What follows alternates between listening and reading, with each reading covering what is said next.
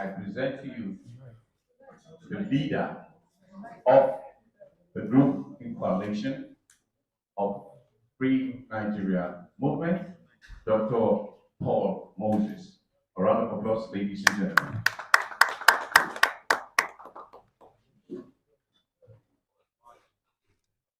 Call for interim government.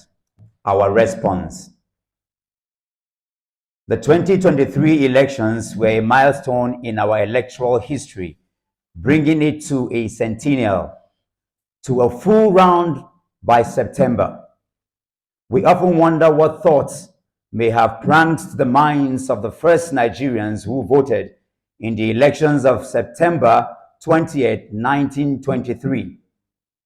But people like Herbert Macaulay were resolute in their desire to birth for Nigeria the right of franchise, which legal fabrics the Clifford Constitutions of 1922 provided. Thus, did the nationalist race began coursing through a labyrinth of political development leading up to independence in 1960, reaching full franchise in 1979. The first electoral deposit of our post-colonial history was reportedly marred by widespread violence and manipulations of results.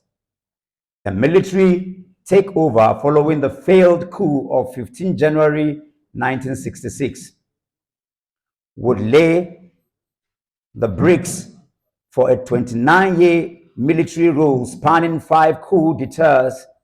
Yes, we are all well acquainted with the horror of those years and how much of our economic might perished in the flames of corruption and mismanagement.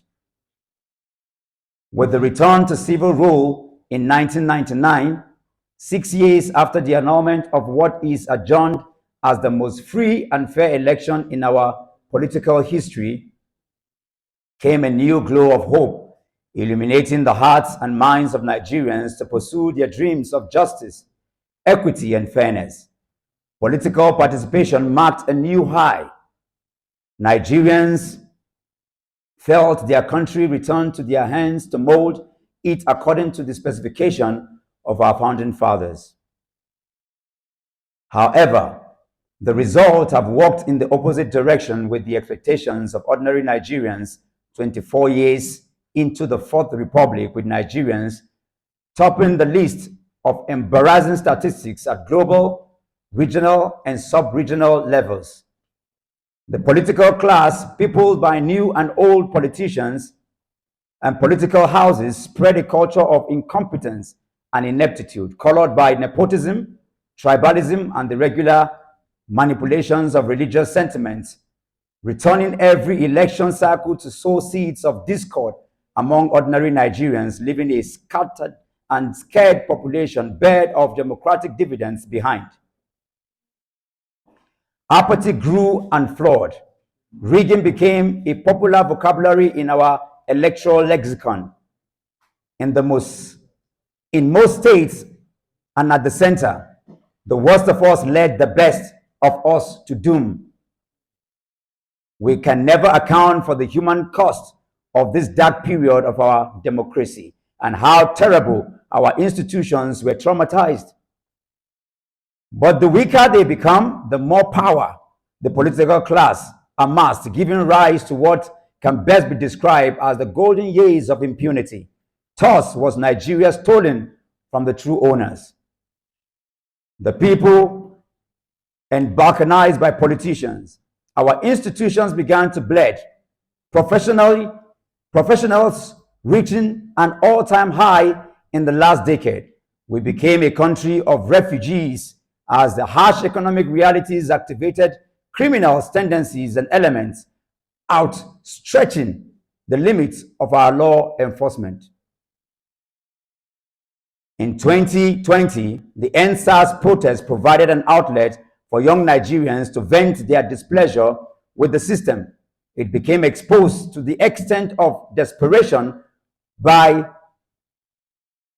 Nigerians and how much awoke Nigerians had become construct a devilish plot to silence their voices. The cowardly shooting of young Nigerian protesters, despite holding the flag and singing the national anthem, was how low they crept into their plot. We can never fully comprehend how much trauma that unfortunate episode cost the nation and whether the victims will ever recover. But hope returned in the months leading up to the 2023 general election, with more Nigerians armed with clarity of what truly matters in their engagement with the system. Over 10 million new names entered the voter register. Most of them were young people, some of whom were first-time voters. So when the day came for them to cast their votes on the 25th of February 2023, it was not a repetition of the quarterly rituals, but a service to the nation, knowing that by participating in the process that recruits leaders, they hold the right to demand for accountability, but more so because the chairman of Independent National Electoral Commission, INEC, Professor Mahmood Yakubu, had promised Nigerians to the commitment of the commission to conduct a free, a fair, and all-inclusive poll. He made submissions locally on various international platforms, assuring Nigerians and the world that the outcome will be transparent and such that it will reflect the will of the Nigerian people. This is beside the confidence that President Muhammadu Buhari, signing the Electoral Act of 2022 as amended, gave the willingness of Nigerians to participate in the polls. Unfortunately, Professor Mahmood Yakubu chose to desecrate the altar of truth and trust by collating results and declaring a winner in flagrant disregard of the INEC guidelines and the Electoral Act of 2022 as amended. We have heard calls to look to the bright side of the election vis-a-vis the positive changes that it has contributed to our electoral behavior and history. While we acknowledge that there were improvements in voter participation, and particularly, we cannot help but ask, on what foundation will these changes build their roots? A decision based on falsehood and fraud will always birth the same.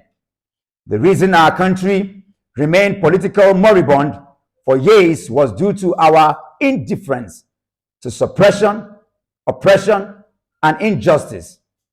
This is why we have been marching for 10 days and now to call and awake our national consciousness to the barrage of illegalities committed during the Presidential, National Assembly, gubernatorial, and state assembly elections. We hope that the courts will have concluded hearing and pronouncement by May 29 to allow for the swearing in of a new president. However, in the event that the courts are unable to clear litigation before it lies within the legal right to direct President Muhammadu Buhari to hand over to the Senate President, who will preside over state affairs until June 3rd, when he will hand over to the Chief Justice of the Federation to preside as interim president pending the resolution of cases and substantive precedent sworn in. All of this is within the bandwidth of the Constitution of the Federal Republic of Nigeria.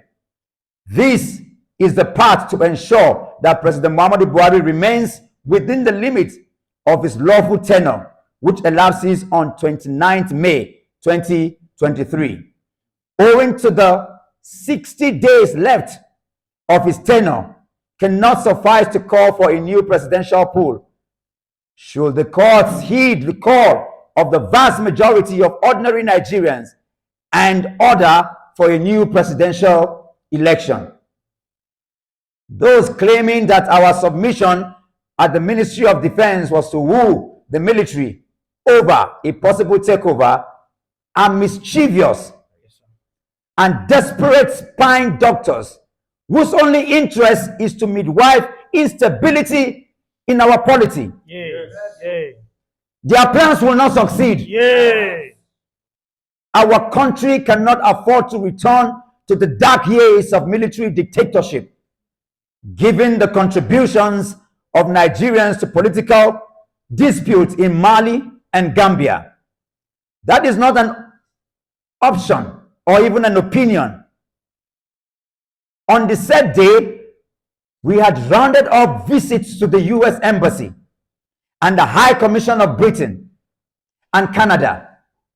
When we made a brief stop at the Ministry of Defense to read our press statement, calling on the military to stay within the law in their conduct, we call on all the spin doctors who desist to desist from any further lies over our intention. We cannot be part of any political plot to destabilize Nigeria any more than it currently is by the illegality of Professor Mahmoud Yakubu. For those insisting on the unconstitutionality of the call, we like to remind you that Professor Yakubu's actions are also unconstitutional and that the public deceit is a crime. The fact that he still has a job in the commission is proof of how much we have fallen into the pit of illegality. No progress happens in any lawless society. As of today, Nigeria is within the full field of lawlessness because of the conspiracy or collusion to permit that fraudulent declaration will stand. May we reiterate our demand in the interest of public information and knowledge, given the background of our explanation within the time limit of President Muhammadu Buhari. 1. Sack, arrest, detain Professor Mahmoud Yakubu. Cancellation of the presidential election of 25th February 2023. Declaration of an interim government. Compensation of all the victims of electoral violence and voter suppression.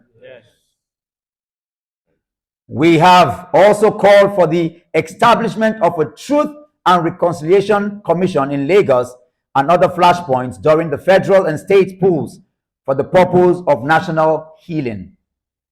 It deserves mentioning that our group and motivation are apolitical.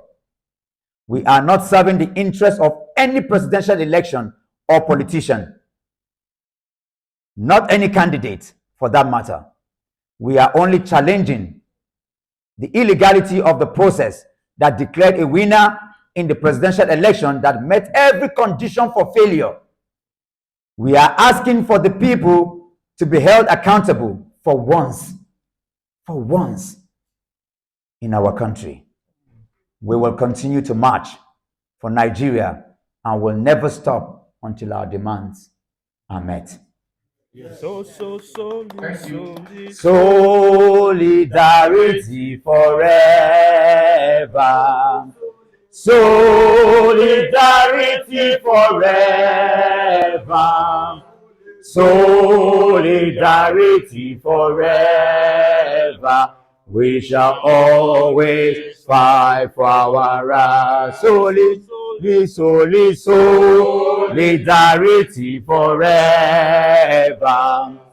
Solidarity forever.